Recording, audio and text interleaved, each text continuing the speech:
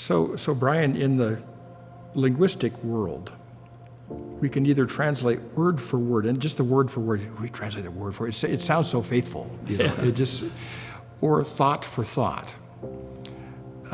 There's a tension between word for word and thought for thought.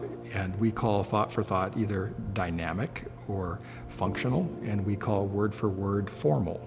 Literal, yeah. Literal. And even that's tricky because I believe the Bible's literally true. Even if it says Jesus is the Lamb of God, that's true. It's just symbolically true. Right. It doesn't mean I don't believe in a literal Bible. So that word's slippery too. Yeah.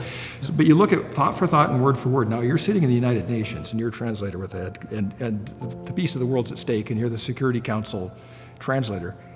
You bet your life you're going to be doing thought for thought because you don't want anything to be messed up there. Right. And we use puns, figures of speech, metaphors.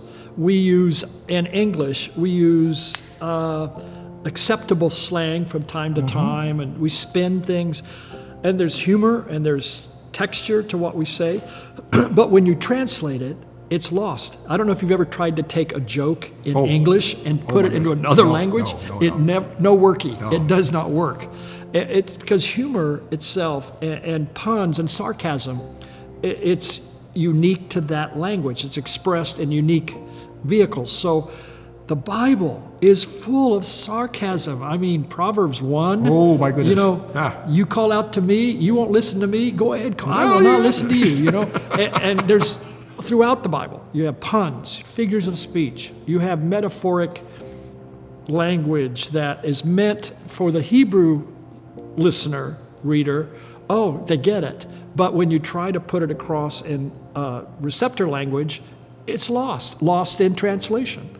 So it's important that we do our best to not insist on a word equivalent translation, but a dynamic equivalent. So you see how lost in translation is something, it is a ditch we want to avoid. And if it takes us 5 words to communicate what one word is in Hebrew, so be it. Yeah. Because we're bringing the meaning over to the reader rather than a harsh, strict stuffing everything into just one word, which you're obviously going to cut off meaning and context and flavor if you insist on one word. So that's why the Passion Translation may have a little bit more word count, but even that we're revising. Even that I'm working on to make sure no superfluous phrases and things are added. It's fascinating to see how this all fits together. And you say it's an art, but it takes from science. It's not. It's like it's not a science. We use science,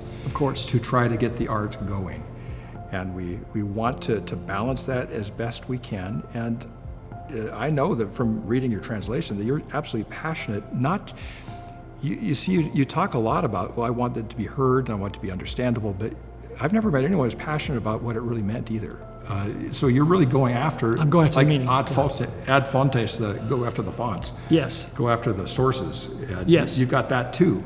And so that's no little thing. It's so hard to translate what you don't understand. If you don't understand something, how are you going to translate it?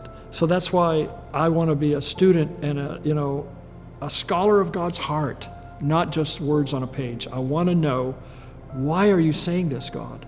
What is your intent? What's your purpose? What do you really want us to get?